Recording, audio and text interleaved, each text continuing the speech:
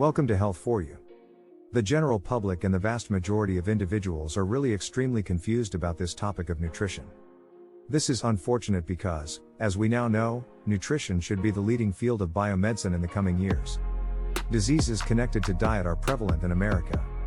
Not only in America but everywhere that the SAD, Standard American Diet, is emulated. Men have a 47% lifetime risk of having cancer, according to the American Cancer Society. There is a 38% lifetime risk for women. Breast, prostate, and colorectal cancer are among the most prevalent. The nutritional scientist Dr. T. Colin Campbell, who carried out groundbreaking research in the 1980s, may hold the key to preventing and even reversing some of these serious health risks. He conducted research on plant-based diets and published the China Study, a best-selling book, in 2005. The China Study, co-written by his son Thomas M. Campbell, MD, highlights the risks of consuming animal products and the advantages of a plant-based diet. Lab studies by Dr. Campbell's team link nutrition to cancer. Their research led them to the China Study, a 10-year investigation conducted in rural China. The majority of our dietary knowledge, incidentally, comes from Western researchers employing Western people. We haven't really taken into account other societies whose eating customs are somewhat dissimilar. We do, of course, contract many ailments. Therefore, China was the ideal location to examine this discrepancy. When everything was said and done, more than 8,000 statistically significant connections between lifestyle, nutrition, and illness factors existed, according to Dr. Campbell. Given the wide disparity in disease rates between Chinese counties, environmental and nutritional factors are probably more significant than hereditary risk.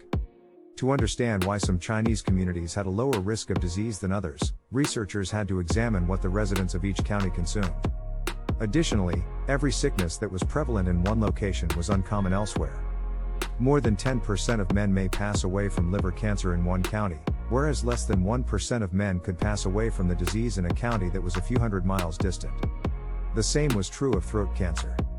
The same might be said for strokes and stroke-related fatalities.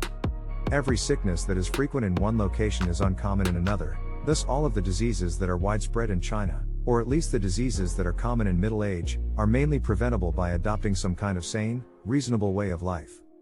Why is China's cancer rate lower than the US's? Dr. Campbell came to the conclusion that this is largely because Chinese diets are high in plant-based foods. About 15% of American meals are made up of protein, with 80% originating from animal sources. According to Chinese data, only 10% of calories were from protein, and only 10% of that protein was derived from animals. According to the study, diets rich in animal protein are strongly associated with cancer. Diets with less than 5% protein content reduce enzyme activity and stop harmful carcinogens from attaching to DNA. The risk of developing cancer only rose when animal protein was consumed over plant protein, even when that percentage was raised to 20% protein. The researchers also studied casein, which accounts for 87% of the protein in cow's milk. It was discovered that casein may activate cancer genes at high dosages, but that it could do the opposite at low or no quantities. The chemical carcinogen casein, found in cow's milk, is more significant than any other known carcinogen. Campbell claims that dairy consistently increases the likelihood of developing prostate cancer and adds, among these individual observations there's a whole series of them that we've now considered. And it means that the risk of breast cancer increases with dietary fat intake. The risk of colon and rectal cancer increases, the less fiber you consume. The China study also found evidence of nutrient quality.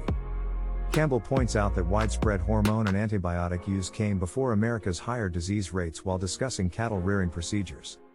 The very crucial issue in my view is animal protein, he said. Organic beef, in my opinion, has the same general nutrient profile as ordinary beef, the same molecular structure that makes it hazardous to our health. That story, after all, has been disregarded for more than a century. Back in the day, when researchers were first examining the issue of diet-related factors, such as those that contribute to atherosclerosis, they debated the topic: is it the fatty or lipid element of the diet? Or perhaps it was protein? Serious researchers came to the conclusion that animal protein was more important than cholesterol or fat in the 1920s. However, it is equally important to consider what animal foods lack in addition to what they do contain.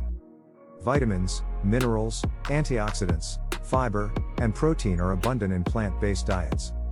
Additionally, plant-based diets can stave off heart disease, diabetes, autoimmune disorders, brain disease, bone degradation, and autoimmune problems.